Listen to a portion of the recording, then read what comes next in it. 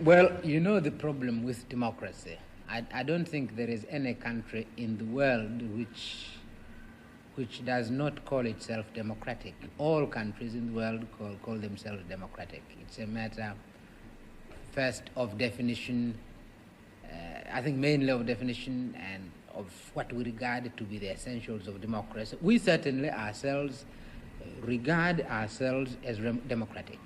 We understand why countries used to the multi-party system don't believe that a one-party system can be democratic, or are rather suspicious of the one-party system. We can't, frankly, convince them by sheer argument, philosophical argument, that this is possible. Perhaps the best thing is actually to see this thing in practice. What are the essentials of democracy? The essentials of democracy are that individuals should feel unharassed, that they are actually free in their society. Individual, this is the most essential thing. I never see why an individual should not feel free because of a machinery of election. And the two-party or the one-party is really basically a machinery of election. The second one, when it comes to machinery, is that an individual should feel a true choice of the people he wants to represent him in a government where it's no longer possible for people individually to participate in the government, that you have to select individual representatives. Now, sometimes you select parties, sometimes you select individuals. Now, frankly, I don't see why the thing cannot be democratic, simply because sometimes you select a party, which is what the Western countries usually do, and in our own case, you select an individual, the party being given, the party policy being given. So this is the kind of election we went through the other day, and we honestly believe we are independent, and we really ask the old countries at least to be democratic enough, to have a free mind, and to study the new experiments which are taking place in the rest of the world, and this experiment which is taking place now. Good morning, Africa. Good morning, East Africa. Good morning, Tanzania. Good morning, Nairobi, Kenya. Good morning, Kampala, Uganda. Good morning, Bujumbura, Burundi. Kigali pale Rwanda, na ndugu zetu wa kule DRC Congo, na ndugu zetu wa wote katika bara la Afrika. Good morning East Africa ni kipindi ambacho katika mwaka huu wa 2025 kama tulivyoahidi ya kwamba tutafanya marekebisho kidogo, na bado tupo katika marekebisho. Na katika siku hii ya leo ya tarehe 9 mwezi wa kwanza, tumekianza kipindi hiki rasmi cha Good Morning Africa kwa kuangazia tu uchaguzi wa ndani wa Chama cha Demokrasia na Maendeleo CHADEMA, ambapo umepangwa kufanyika nafikiri tarehe 21 mwezi huu wa kwanza mwaka huu wa 2025. Moja kwa moja kutoka katika studio zetu za Columbia, South Carolina. Kama mnavyonifahamu, mimi ni mtangazaji wenu wa siku zote Dr. Patrick Ngula kutoka katika studio zetu za Columbia, na kule Washington DC yuko Abdul Shatri ambaye anatuconnect katika Swahiliville Online TV. Katika siku hii ya leo tutakwenda kwa muda mrefu. Najua ndio mmeamka hapo katika jiji la Dar es Salaam, kule katika makao makuu ya Tanzania, Dodoma, Mwanza, Shinyanga, Simiyu na sehemu zote kutoka katika taifa la Tanzania, ambapo tunaangazia mazungumzo yetu ya leo katika uchaguzi wa ndani wa Chama cha Demokrasia na Maendeleo CHADEMA hapo Tanzania. Na tulizungumza katika Wednesday Live, katika kipindi chetu cha Wednesday Live mapema kabisa katika siku hii ya leo, na tulizungumzia kwamba tutakuja kumweka Mheshimiwa Tundu Lissu naye tumsikie. Lakini katika kurudi katika maktaba zetu za American Swahili News pamoja na Swahiliville Online TV, tumetembelea katika maktaba zetu ambapo makamu mwenyekiti wa Chama cha Demokrasia na Maendeleo CHADEMA Tanzania, Mheshimiwa Tundu Lissu alivyotembelea hapa Columbia, South Carolina.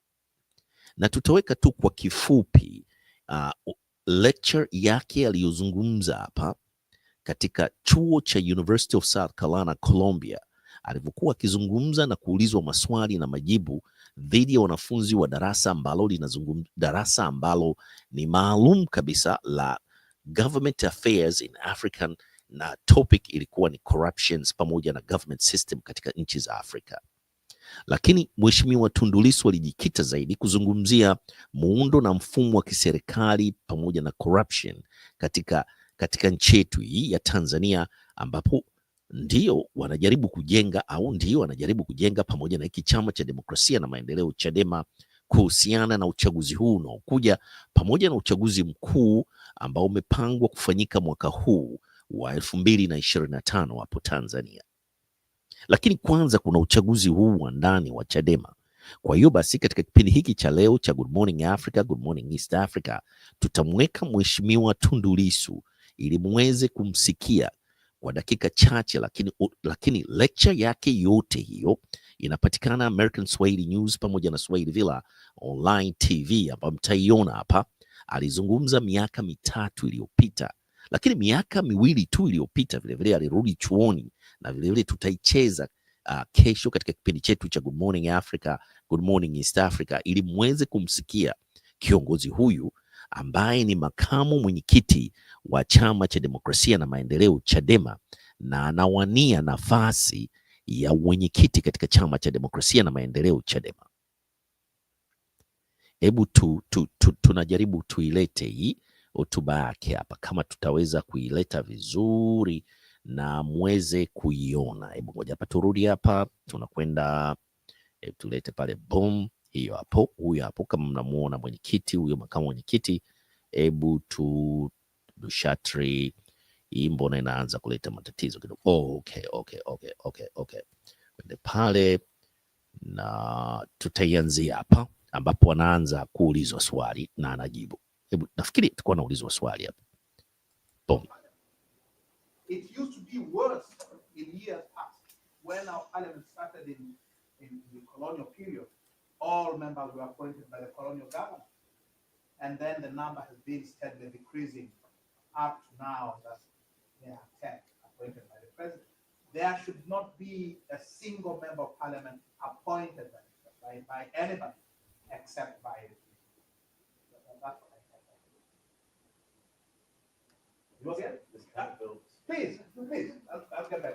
Are the people and citizens of Tanzania in general agreement or disagreement with how the government operates?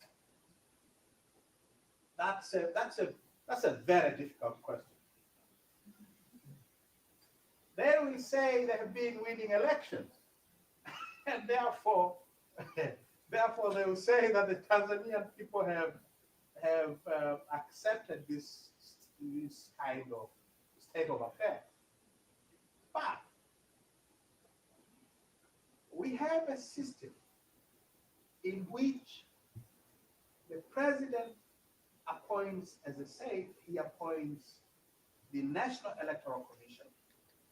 He appoints the returning officers. The returning officers here, how do you call the returning officers? Secretary of State. The Secretary of State is the person who declares election results here, right? That is the case, right? I should think so. County administrators. I think the county administrators too. At the state level, do you have people appointed from Washington, D.C. supervising elections here? No. Here elections are supervised locally. In Tanzania, the people who declare the winners are appointees of the president. He can hire them, he can fire them. So come elections, who do you think they will declare the winner? Yeah? So we have had a situation where those of us who have been in the opposition, I cannot begin to tell you how difficult it is to win an election in Tanzania, even when you have the support of the people. You can get all the votes and still not be declared. So it's I would say that given a free and fair election, given a level playing field, the people of Tanzania will vote this lot out. But it has not been that easy for many years because they control the electoral machinery totally, almost totally. Yeah? Yes, yes, ma'am. So, And then you, some. And then somebody, yes, in that order. So given that there are just so against the parties or there's so many factors to consider, how do you plan on instituting a new constitution or fulfilling that goal? It's actually very easy to give up. It is very, very easy to give up because the odds are really stacked against us. But we just cannot afford to give up because if we give up, they will just run roughshod over us, and therefore we have to keep on fighting. And democracy is never given from heaven. It is built. We have to fight. We have to sweat. We have to pay the price. You see when the United States know this very well. You know, this country has a long tradition of people fighting to create, better and more just systems here, right? How easy were the civil rights struggle of the 50s and 60s? How easy were they? Yeah. How easy was it to end slavery?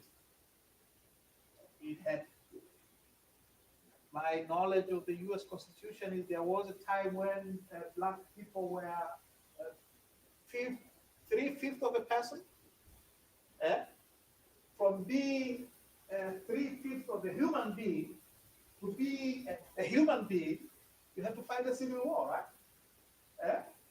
And then you had a long dark night of Jim Crow, yeah? To end Jim Crow, people demonstrated and fought and fought and died and went to prison, That's what we have to do. That's what we do. You cannot give up. And we will not give up. Yes, sir. I have two questions that go together. Yeah. So first, is there anything the opposition can do at this point to limit the corruption, like work with companies like ExxonMobil themselves? And second, theoretically, if your party were to come into power tomorrow, how would you view the presence of the companies like ExxonMobil in your country? That's a very good question. A very difficult one. How do you deal with companies that you know that are operating in the country by through bribing of public officials? Will you kick them out and shut down their operation? How easy is that? Will you, close their businesses and send their employees home? Yeah. So it is difficult. I think the most that can be done is to create systems, to create laws and institutions which will make sure that this kind of behavior is not allowed to happen again. Maybe it may be possible to prosecute those who are responsible for, because not everybody enjoys immunity, and although it's only the president who enjoys immunity from prosecution. It may be possible to prosecute some of the people who have been involved in this corrupt deal, but it is not an easy subject. It is not an easy thing. You can imagine how difficult it would be to obtain the kind of evidence necessary to charge them. So it is a difficult subject to tackle, but the answer lies in making sure that we have tighter control. We have a tighter system which prevent things like this from happening. Let's see. So I know And then there was another hand over there, and then I'll come. I know I asked you at first what language you speak. I'm sorry, everybody else has to go a little bit harder on you. So I guess it's my turn. But you did say you were a lawyer, and then you were also parliament member until July of 2020. Is that correct? July 2017, September 2017. Okay, so that was, Actually, I was shot on September 7th, 2017.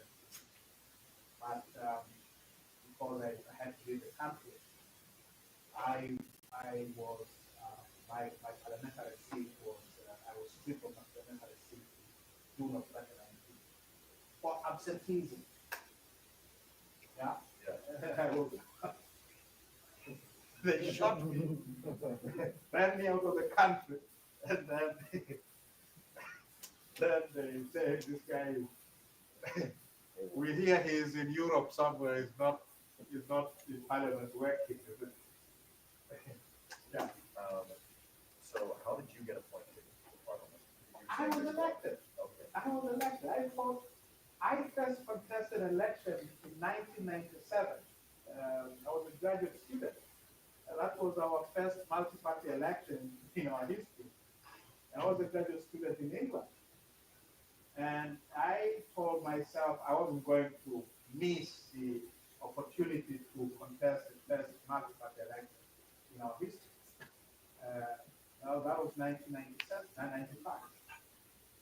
And then I lost, went back to school, finished my school, and then I prepared for about 15 years.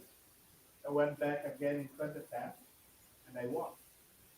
So I won the first time in re-elected.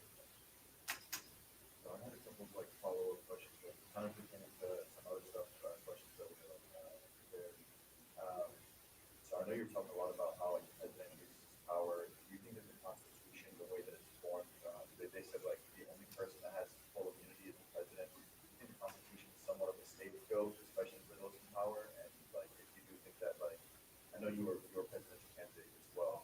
So like, what systems like do you propose for this like reformation to like have the country get back on its feet, like keep Tanzania? If the problem, the number one problem is this vast presidential power, then the remedy is necessarily create a constitutional system that whittles down the presidential power. Create, reduce the power, and make sure that those powers are limited and controlled by institutions of accountability. It should be possible for the president to be removed by parliament, for instance, on a motion of no confidence. Our constitution allows for impeachment, but as the United States has proved time and again, it is impeachment is actually impossible to remove a sitting president. So, if impeachment does not work, and it has not worked in America, since 1787, then it should be possible for the president to be removed on a simple vote of no confidence. Like is the case, for instance, in South Africa. South African president can be removed by parliament on a vote of no confidence. Prime ministers in parliamentary democracies are subject to removal by parliament on motion of no confidence. So a system that allows institutions of accountability to control the president. Parliament is one, the courts are another. It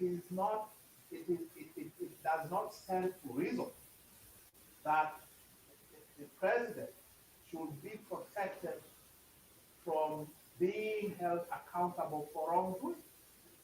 This is a vestige of the absolute monarchies of centuries past. They cannot be allowed to continue in the 21st century. So reduce the presidential power, control the White House, if you will, and empower citizens, empower the media, remove these laws that prevent people from speaking out. You know, a wide range of democratic measures are needed in order to make sure that we don't have this kind of imperial. Yeah. Yes, ma'am. I think my knowledge is something. Do you think that these are shot because we want the president to not be accountable, and we want their power to be limited? And do you think this? That is. Let me say. In the year before the shooting, between June 2016 and July of 2017, I was arrested 8 times and charged in court 6 times. As we speak, I have 6 different criminal cases facing me in Tanzanian courts. And all those arrests and all those criminal charges are based on statements made against the president or his exercise of his power. I have never been arrested. I was arrested the first time, said, on Christmas Eve 2002. I have never been arrested for anything else other than speaking out against the presidential abuse of power. Now, I'm a very clever fellow in court, so and loud too. So it has not been possible to silence me using the court. And so what happened, 2 hours before I was shot, the president was on national television addressing the nation. He was receiving some reports. And then he started talking about those he claimed were opposing his economic war. He had launched an economic war against the business community, seizing assets, locking business executives left, right, and center. And I led the opposition to that economic war in and out of Parliament. So 2 hours before I was shot, the president said on television that those who oppose his economic war do not, his exact words are, they do not deserve to survive. Those are his exact words. And 2 hours later,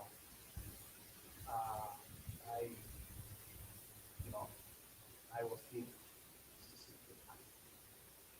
And I was the opposition chief whip. I basically the number 2 in the opposition in Parliament. And I was entitled to parliamentary housing. I was living in this fancy apartment with a heavily guarded government housing compound. Sasa Watanzania ambao mnatusikiliza, Mheshimiwa Tundu Lissu amesema kwamba alikuwa ni namba 2 katika bunge la Jamhuri ya Muungano wa Tanzania, hapo akisimulia jinsi ambavyo wakati anajibu swali la aliyoulizwa hapo, na Mheshimiwa Tundu Lissu amesema kwamba alikuwa ni namba 2 katika bunge la Jamhuri ya Muungano wa Tanzania. Na katika mahojiano ya mwenyekiti wa Chama cha Demokrasia na Maendeleo CHADEMA na Crown Media na Kikeke, mwenyekiti wa Chama cha Demokrasia na Maendeleo CHADEMA alisema kwamba yeye kama alivyokuwa mkuu wa kambi ya upinzani alimpatia makazi Mheshimiwa Tundu Lissu.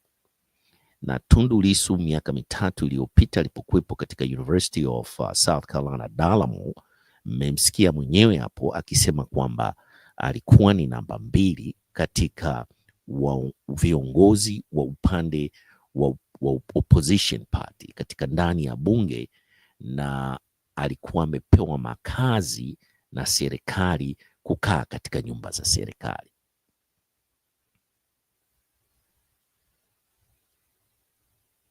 Sasa sasa nani anazungumza ukweli hapa? Nani anazungumza ukweli? Makamu mwenyekiti wa Chama cha Demokrasia na Maendeleo CHADEMA, huyo mmemsikia hapo akisimulia tukio lililomkuta la kupigwa risasi. Anasema kwamba alikuwa ni namba 2 katika viongozi wa upande wa opposition political party. Hiyo yote tunaijua, kisheria iko hivyo. Na amezungumza kwamba alikuwa amepewa nyumba na serikali pale katika makazo katika government compound hapo Dodoma.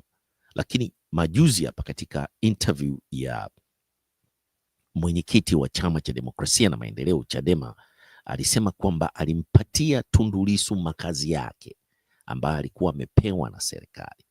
Sasa tunaomba ufafanuzi hapa. American Swahili News pamoja na Swahili Villa Online TV itabidi tupate ufafanuzi. Nani anatuambia sisi wapigania haki, uhuru na maendeleo ya Watanzania ambao tunatafuta viongozi ambao ni wa kweli, ambao wanatuambia ukweli. Nani alimpa nyumba? Mwenyekiti au serikali alimpa Tundu Lissu pale Dodoma? Sasa hii katika research zetu tumeona kwamba American Swahili News pamoja na Swahili Villa Online TV tulete lecture Mheshimiwa Lissu. Msikie Lissu akiongea na kitoa simulizi za alivyoulizwa hilo swali la tukio lililomtokea hapo Dodoma. Na amezungumza mwenyewe bayana kabisa kwamba alipatiwa makazi na serikali kama mnadhimu mkuu wa chama cha opposition political party hapo Tanzania. Lakini mwenyekiti wa Chama cha Demokrasia na Maendeleo CHADEMA alisema kwamba makazi yake alimwachia Tundu Lissu ili aweze kukaa pale Dodoma. Sasa tunaishia hapa leo, tutaki twende zaidi ya dakika 30. Tunaishia hapa sasa. Kwa wale ambao hamja subscribe American Swahili News pamoja na Swahili Villa Online TV, tutapenda tupewe jibu kabla ya uchaguzi wa mwenyekiti wa Chama cha Demokrasia na Maendeleo CHADEMA. Sisi tunataka tujue tu kweli hapa American Swahili News pamoja na Swahili Villa Online TV, nani alimpatia makazi Mheshimiwa Lissu ya kuishi pale Dodoma? Mwenyekiti wa Chama cha Demokrasia na Maendeleo CHADEMA Mheshimiwa Freeman Mbowe, au kama Mheshimiwa Lissu alivyotoa lecture katika University of South Carolina Dalamo School of Business, kwamba alitusimulia kwamba serikali ilimpatia makazi kutokana na wadhifa wake kama namba 2 katika opposition party. Tunatafuta integrity hapa. Sisi wapenda haki Tanzania tunatafuta integrity. Mmemsikia mwenyekiti, makamu mwenyekiti amezungumza, anajibu swali na ametoa maelezo kwamba alipatiwa nyumba na serikali kutokana na wadhifa wake. Kikeke alisimuliwa katika mahojiano yake, Salim Kikeke nafikiri wa Crown Media, wakati akimfanyia interview mwenyekiti wa Chama cha Demokrasia na Maendeleo Freeman Mbowe, alisema kwamba alimkabidhi nyumba yake yeye, kwa sababu yeye tayari alikuwa na nyumba Dodoma, akamkabidhi Mheshimiwa Lissu kwamba yeye akae tu pale bure, kwa sababu ni nyumba ya serikali ambayo yeye mwenyekiti alikuwa hakutaka kuwa na nyumba mbili pale Dodoma. Integrity. Tunataka ufafanuzi hapa. Sasa tutamtafuta Mheshimiwa Tundu Lissu afanye clarification, na tutamtafuta mwenyekiti wa Chama cha Demokrasia na Maendeleo CHADEMA Freeman Mbowe, ambaye wote wanagombea mwenyekiti, watupe clarification ya hili jambo. Sababu sisi tumemsikia katika lecture yake pale ambapo anafundisha, amelizungumzia kwamba serikali ilimpatia nyumba kutokana na wadhifa wake. Na Mheshimiwa Freeman Mbowe amesema kwamba yeye katika mahojiano na Kikeke amesema kwamba alimpatia nyumba Mheshimiwa Tundu Lissu. Sasa tunamalizia kipindi chetu cha Good Morning Africa, Good Morning East Africa kwa kuomba wale ambao hamjasubscribe, nendeni mkasubscribe, mshare na kulike video zetu, mweke comment katika kipindi chetu hiki ambacho tumekwenda zaidi ya dakika 30, hatutaki kwenda zaidi ya muda mrefu zaidi. Na tunaombeni wa Tanzania msubscribe, mshare, mlike, na tutafanya juhudi chini juu na tutawapelekea wote hii program ya leo. Makamu mwenyekiti Mheshimiwa Tundu Lissu pamoja na mwenyekiti wa Chama cha Demokrasia na Maendeleo CHADEMA, tutawatumia ujumbe ili waweze kuongea na American Swahili News, Good Morning Africa, Good Morning East Africa show, kwa kifupi tu kutupa ufafanuzi nani alitoa nyumba pale. Integrity ndio swali langu ambalo mimi nitawauliza hawa viongozi wetu hawa. Nani anazungumza ukweli? Kwa sababu kuna swala la uongo limezuka kwamba mwenyekiti wangu anasema uongo. Sasa tunataka tujue ni nani hasa anazungumza uongo.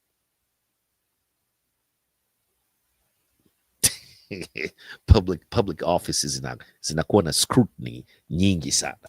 Kwa hiyo basi tumalizie tu kipindi hiki cha leo kwa kusema kwamba tukisema peace, naona kidogo hapa kuna tukisema peace, hebu turudi hapa kidogo,